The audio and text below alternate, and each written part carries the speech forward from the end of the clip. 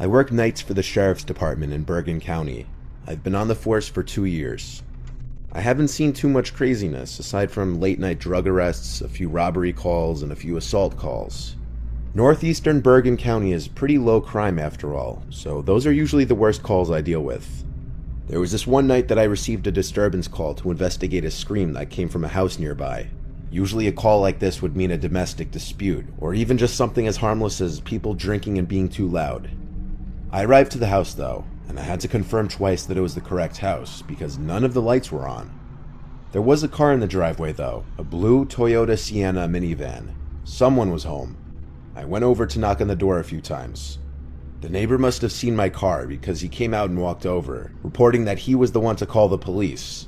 He told me he heard a blood-curdling scream from the house, and that the woman who lives there lives alone but occasionally had her boyfriend over, making it slightly more concerning. I tried the doorknob now, which was locked. I then made my way around the house, trying all the windows, which were all locked. All but one of the backyard windows. It was already slid completely up, enough for someone to climb through.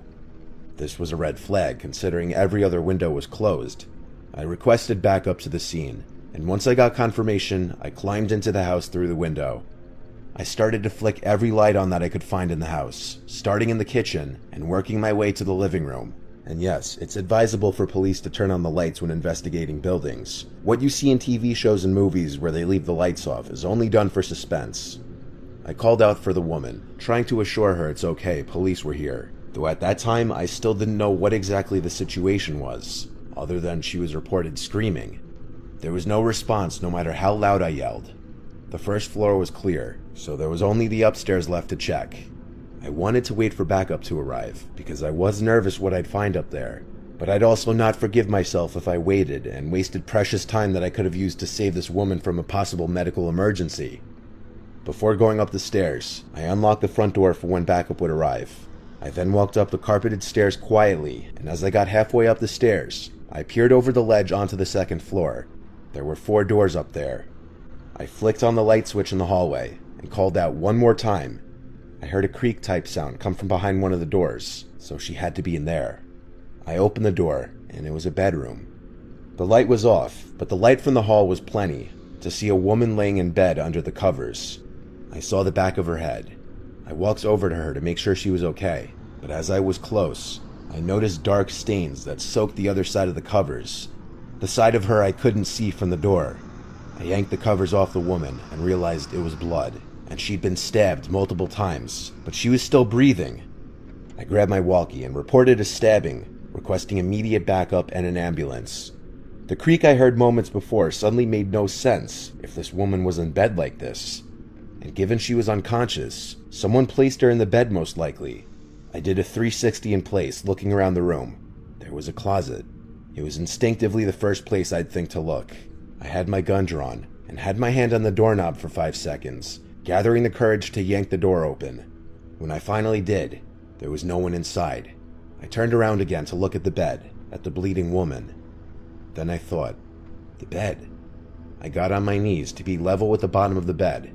I yanked the bed wrap covering the bottom of the bed up, and I was then eye to eye with a man wearing a face mask covering the lower half of his face. I shrieked and yelled, "Show me your hands."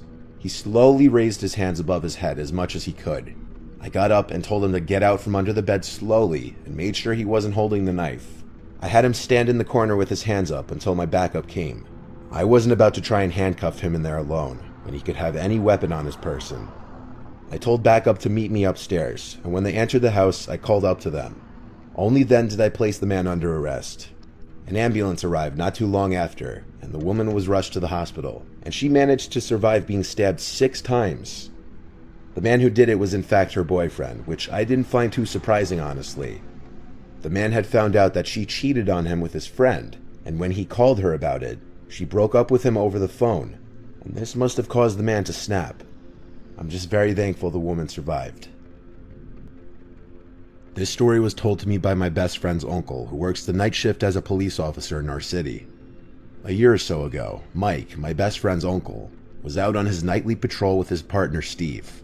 They've been working together for years, and they're both Army veterans, so they're very level-headed and calm people, perfect for being police officers. When they got a call from a landlord at an apartment complex complaining about one of his tenants, they didn't really expect anything bad. They get calls like that all the time, so they headed over to see what was going on. When they arrived, the landlord greeted them outside. It was probably 1 or 2 in the morning, and everyone from the complex was standing out in the grass, which was odd. The landlord approached Mike and Steve and started to rant about one of their neighbors being crazy and turning all the water on in his apartment. Apparently he was some guy in his 30s, and he'd been acting weird lately. Mike could see that there was water seeping out from the front door to the place, and decided they had to go in and do a welfare check on the guy. When they walked in, water was pouring down the stairs and clearly flooding the building, which meant that this water had to have been turned on for hours to cause this kind of damage. They climbed to the second story and knocked on the door where the water was gushing out from. The landlord told them that the tenant's name was Adam, and so they pounded on the door calling his name. No one answered for a couple minutes, and so they decided to break the door down. When they did, they spotted Adam standing in his kitchen. All of the sinks, the shower, and the toilet from the bathroom, and a hose from outside were gushing water everywhere. Adam was standing there shaking. His eyes were wide, like he was terrified to move. "Adam, what's going on? Are you all right?" Mike asked while his partner Steve walked further inside to check everything out. Steve walked into the bathroom to turn off the water and to make sure no one else was in the apartment. Mike slowly approached Adam, who seemed terrified because he was shaking so much. He didn't even look at Mike as he approached. Again, he was asked what was wrong, and he finally stuttered out that there are people in the walls. Mike didn't hear what he was saying at first, but as he got closer, Adam started to hear it over and over, louder and louder. "There are people in the walls," until he was almost screaming it, getting himself worked up. Steve walked into the bedroom next and was clearing the room when he checked the closet and noticed something as he turned on the light. There was a very faint line that ran across the wall. At first he didn't think anything of it, but then he heard what Adam was screaming, and a sinking feeling hit his gut. The more he stared at it, the more he realized that the line was in the shape of a door cut out of the wall. It clearly wasn't meant to be there. Mike was about to lead Adam out of the apartment when Steve suddenly called to him, "You better take a look at this." Mike went into the other room to see Steve pointing his gun at the wall in the bedroom, clearly freaked out. They both approached the door, guns raised, while Adam started to cry in the back room. Steve quickly pulled a piece of wall back, and they both froze when 3 sets of eyes stared back at them. 3 people were pressed together in this tiny space in the wall, their faces painted in weird patterns. Both Steve and Mike ordered them out and handcuffed each one. By that time, backup had arrived and some other police officers got Adam out of there. They led the 3 downstairs and sent them off to jail.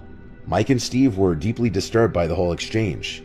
It was only made worse when a couple months later, they found out that the 3 people on the wall were from some crazy cult out in the woods.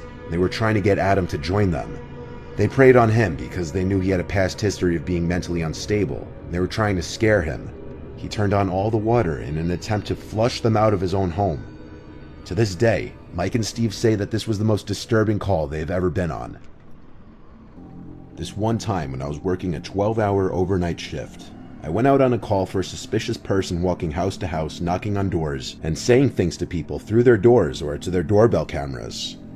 I arrived to the man's house who called it in, and he explained better in person that it was a middle-aged woman with long, wiry hair holding something behind her back, going door to door yelling at people to open up and mumbling to herself.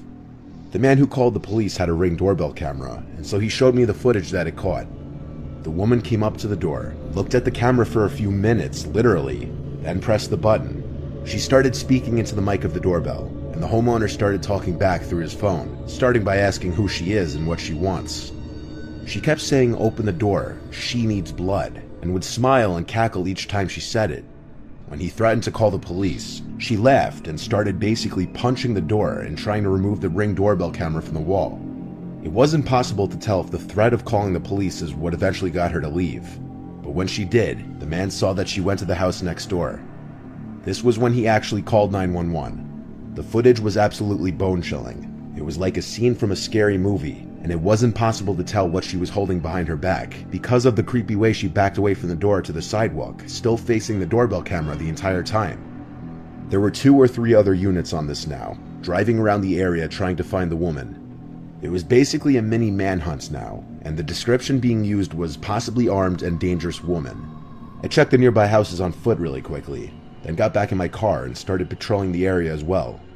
None of us could find the woman, and then we got a report of a breaking and entering nearby. Someone had called 911 to report that someone had entered their house with a weapon, and the caller was hiding in their bedroom upstairs. The caller also had a doorbell camera and was able to see the woman entering the house through the front door, but not before looking into the camera for a few moments again. I arrived to the house just about the same time as another unit. Entering the house was easy, as the front door was left unlocked, of course. We had to enter with caution, though, with guns drawn, because we didn't know how dangerous this woman was, or what she could be armed with.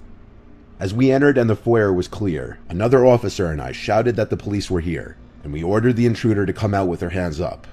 Then there was a scream for help from upstairs. My adrenaline was rushing, as it does in any situation like this involving armed suspects. We ran up the stairs and followed the screams for help. They led us to the master bedroom. The husband unlocked and opened the bedroom door as we got upstairs, the husband of the couple sitting and hiding in there. They hadn't left the bedroom since the woman had entered the house, and they said she had been clawing and banging at the door only a few minutes ago, and that they didn't hear her leave, let alone even go down the stairs. We had to check every other room in the upstairs for her, and in one of the corner bedrooms, in the pitch blackness, we heard a cackling sound. Not being able to see her, but to hear her, was downright spine-chilling. I flicked on the light to the bedroom, and she was there sitting on the bed, already looking at me and smiling.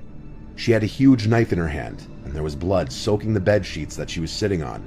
It was her blood. She had just cut one of her wrists. She started saying exactly what she was saying on the first guy's doorbell camera, that she needs blood. We didn't know who she meant, until noticing the little doll sitting between her legs. It was a little girl's doll, covered in the woman's blood. We yelled at her to drop the knife with our guns drawn on her. She just laughed and kept saying what she was saying. There was clearly something very wrong with her, and reasoning with her didn't seem like it would be possible, but we tried anyway. I asked her who is this she keeps referencing, and tried to talk nice to her, saying she doesn't have to hurt herself or anybody else, and that we're there to help her. But as she continued to stare at us, mainly at me, and laugh and keep muttering barely understandable sentences, I got increasingly nervous. I had my gun aimed at the giant knife in her hand, contemplating shooting it out of her hand, considering if that was a viable, safe option, but neither of us were expecting what happened next. The crazed woman sprang off the bed and made this growling sound as she was about to lunge at me and presumably attack me, as her knife was raised in the air. I reacted the only way I could in the moment, and I shot at her twice, both times hitting her in the arm, as even though I was still trying to have my sight aimed on the knife, I wasn't expecting her to just jump up suddenly. She dropped the knife and started to scream and cry as she grabbed her arm. We took this moment to subdue her and place her in cuffs. We had to get her an ambulance immediately before she'd bleed out. From the hospital, she'd later be transported to a local jail, and she was later found not guilty on all charges by reason of insanity. She's currently a patient at a mental asylum in my city. The horror that every party involved in this incident had to go through was unimaginable. From all the people who were scared to open their doors to a crazed woman welding something unknown behind her back, to the couple that actually almost fell victim to her in their own house, to myself and the other officer that were on the scene before she was in custody. It was the scariest experience of my 10 years being a police officer.